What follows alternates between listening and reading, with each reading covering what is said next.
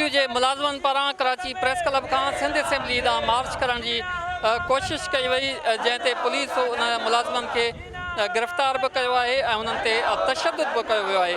अचो त हुन मुलाज़िमनि सां ॻाल्हि ॿोल कयूं था त हुननि जा कहिड़ा मुतालबा आहिनि। असीं सभु ग़रीब मिसकीन आहियूं जेके पंहिंजे हक़ जे लाइ हिते धिका पिया खायूं। असांजा बच्चा आहिनि उते वेठा आहिनि, अलाह जे आसिरे असांजे आसिरे वेठा आहिनि। असांखे हक़ ॾिनो वञे, बराए महिरबानी करे असांखे हक़ ॾिनो वञे ऐं जेके असांजा माण्हू गिरफ़्तार थियल आहिनि उन्हनि खे महिरबानी करे आज़ादु कयो वञे। मुतालबा है असां 15 सालनि खां हिन महकमे में नौकरी कई आहे, एग्रीकल्चर डिपार्टमेंट में।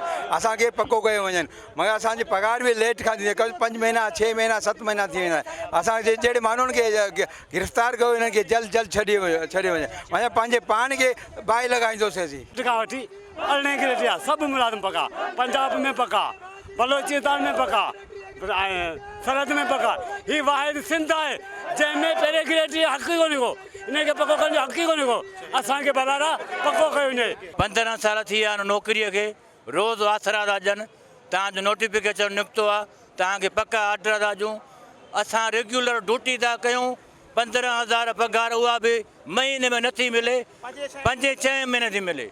हींअर असां एहतजाज कयो आहे, असांजा अॻुवान हिननि पुलिस वारनि गिरफ़्तार कया आहिनि। महिरबानी करे असांजो एहतजाज पूरो कयो वञे। हुकूमत खां अपील था कयूं त सभ खां पहिरियां जेके असांजा अॻुवान गिरफ़्तार कया विया आहिनि उन्हनि खे आज़ादु कयो वञे ऐं हीअ असांजो पुरअमन एहतजाज आहे।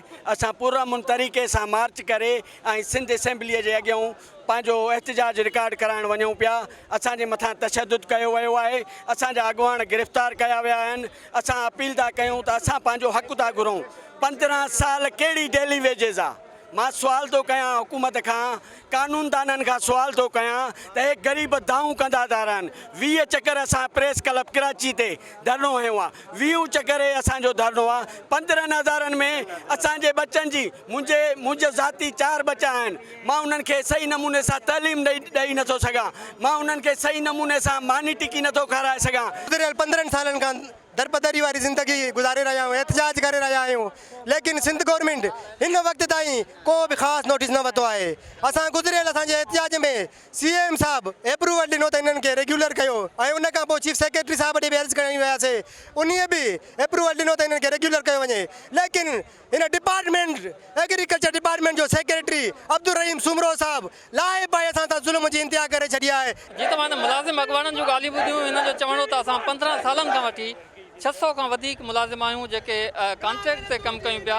हिन जो चवणो त असां 20 भेरा एहतजाज करे चुका आहियूं ऐं सिंध सरकार थोरे ज़रायत खाते जूं अख़्तियारियूं असांखे इहे ख़ातिरियूं बि कराए चुकियूं आहिनि त असांखे पको कयो वेंदो, पर उनजे बावजूदि उन ख़ातिरनि ते अमल न पियो थिए।